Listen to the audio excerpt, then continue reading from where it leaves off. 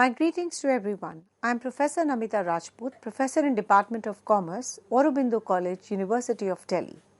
In the ongoing series of Principles of Marketing, today we will be talking on product life cycle and the pricing at the different stages. The market research and consumer feedback, they play a very vital role in informing the pricing decisions as the product moves closer to commercialization.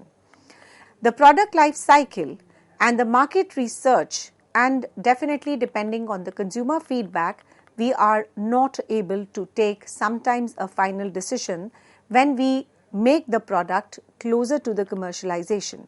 So the market research, we are talking about which product life cycle are we talking about, whether we are talking about the product development or we are moving towards the introductory phase, the other phases, and definitely towards the maturity and the decline. So the product life cycle and the pricing strategy definitely has its own ideas, conveys an important step about what the pricing strategies and it is going to deal with. So there is a lot of amount which the marketer spends on the research and the development, and at every research and development stage, they are collecting the information about how the product is going to deal in the market and what product life cycle, whether the product in the introduction phase, the maturity phase, and the growth phase and the decline phase, and how they are going to be talking about the commercialization.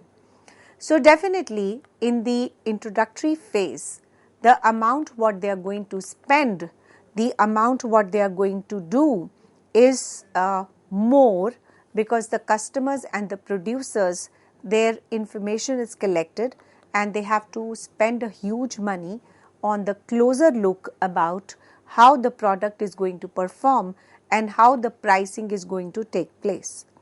So the market, sometimes the market research is done by the marketing agencies, and they play a huge role and the vital role in this regard, and they give a vital services to the marketer that how they are going to do about a detailed information about the market research, and definitely after their services and the data which is culminated, they are going to play a key role in this regard, and what specific aspects and what specific aspects in terms of collecting of the information and the other aspects they are going to move forward with the product relating to the product life cycle.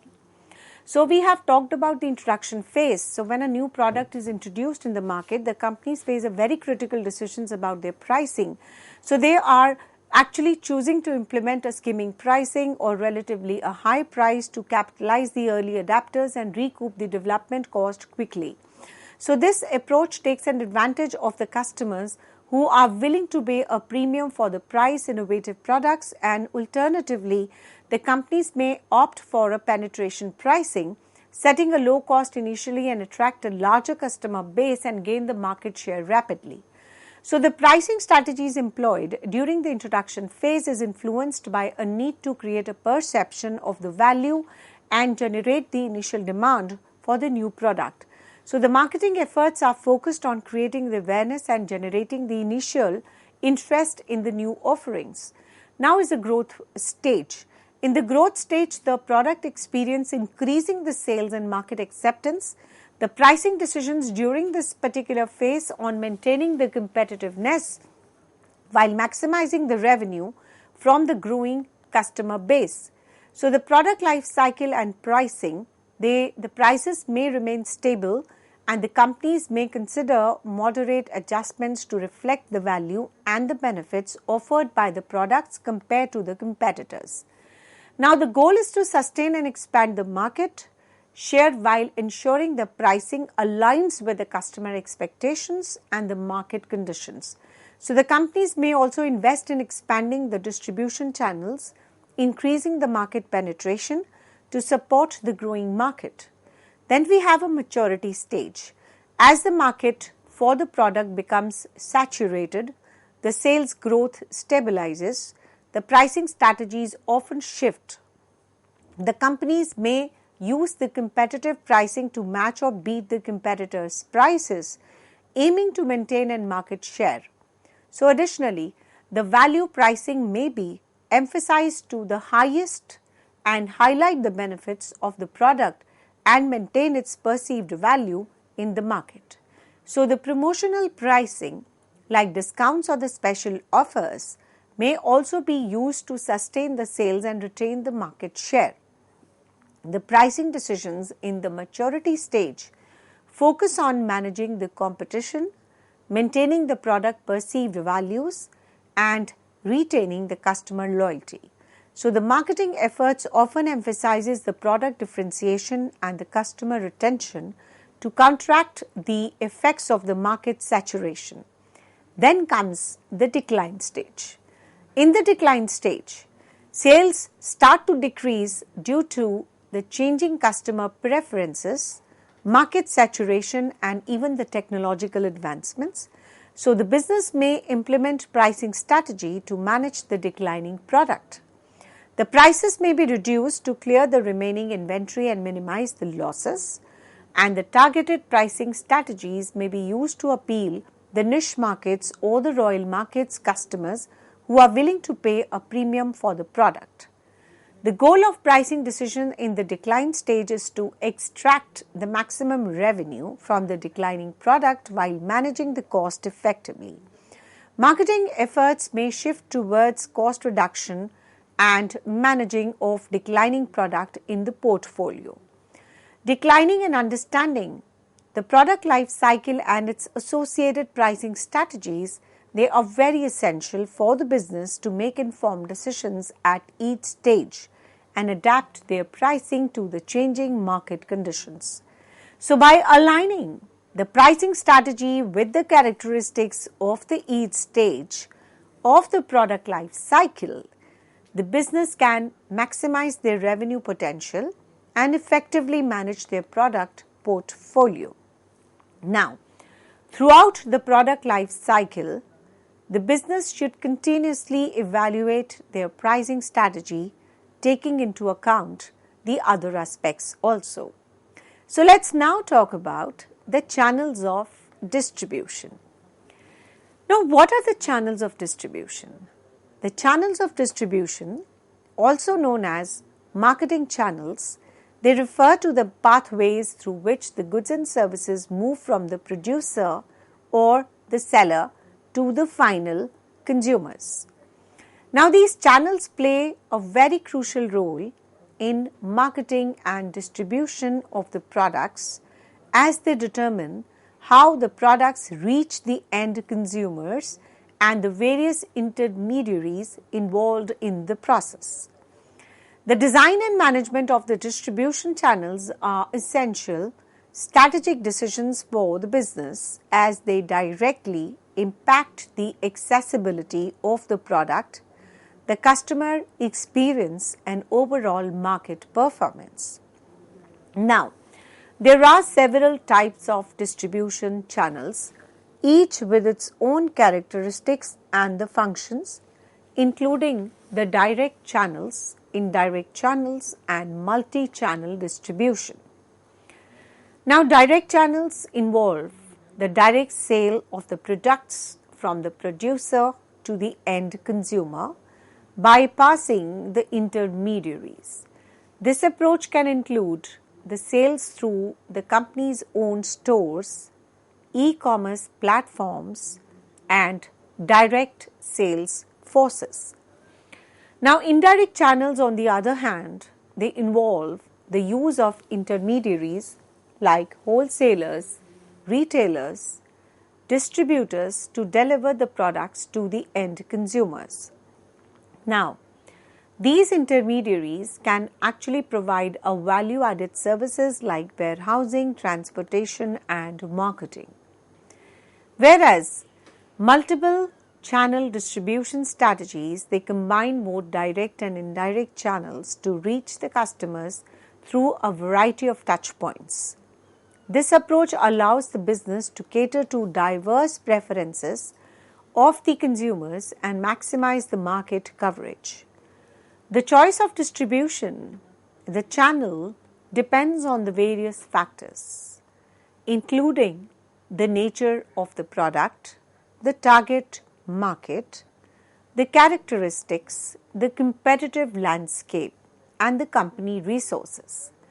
Effective channel designs and the management are very critical for achieving the market penetration, managing the cost, and delivering the superior customer value. So we can say that the channels of distribution, they are actually very vital component of a company's marketing strategy, and their effective management is very essential for achieving the competitive advantage and meeting the customer needs. Let's see two definitions, one by Philip Kotler, relating to the channels of distribution. The Philip Kotler is a prominent marketing author and a professor. It defines the channels of distribution as a set of interdependent organizations involved in the process of making a product or a service available for the use or consumption. Kotler emphasizes the collaborative and interconnected nature and distribution channels, highlighting the various entities that work together to bring the products to the consumers. Let's see an important definition by American Marketing Association, that is AMA. The American Marketing Association, a respected organization in the field of marketing, defines the channels of distribution as the external organization that contribute to the distribution, promotion, and pricing of the products, services, and the ideas. Now, this definition underscores the broader impact of distribution channels on multiple aspects of marketing mix. These definitions reflect the multifaceted nature of channels of distribution and highlight their significance in the broader context of marketing and the business operations. They serve as conduits through which the products and the services, they actually flow to the end consumer, and their effective marketing management is very essential for achieving the marketing success and delivering the value to the customers. Now let's see how many types of channels of distribution are. The channels of distribution, also known as marketing channels, they refer to the pathways through which the goods and services move from the producer to the consumer. Now, there are several types of distribution channels, each with its own characteristics and the functions. The main types of channels of distribution include, first, the direct sales. In the direct sales channels, the products are sold directly from the producer to the consumer without the involvement of the intermediaries, and this can include the sales through the company-owned stores, e-commerce platforms, and the direct sales force. The indirect distribution channels include the retailers. The retailers purchase the goods from a wholesaler or the manufacturer and sell them to consumers. They can range from small independent shops to the large chain stores. The second is your wholesalers. The wholesalers purchase the goods and the products in bulk from the manufacturers and sell them to retailers, other business or institutional buyers. The third is your distributor. The distributor acts as intermediary between the producer and the retailer or end consumer, often specializing in specific product categories or industries. The next is your agent. The agent represents the producer and facilitate the transactions between the producer and the buyer, earning a commission on sales. Next we have is a dual distribution. Now sometimes the companies utilize the multiple distribution channel simultaneously. A practice known as a dual distribution. For instance, a company may sell its products both through its retail stores and through independent retailers. Then we have a concept called reverse distribution. Reverse distribution channels involve the process of moving goods from the consumer back to the producer. This can include the returns, recycling or disposal of the products at the end of their life cycle. And at the next is your multi-channel distribution. The multi-channel distribution involves using the multiple channels to reach the consumers. Now this can include a combination of the direct sales, a retail sales, e-commerce and other distribution methods to reach a broad customer base and also cater to the diverse preferences. So we have talked about so many channels together, including the single channel, the multiple channel, the retail channel, etc. So these channels are pertinent, and some company uses the dual distribution wherein they have an option of using both the channels, that is the retail stores and the independent retailers, also through distributors, through agents, through retailers, through wholesalers. So these are called as the indirect distribution channels.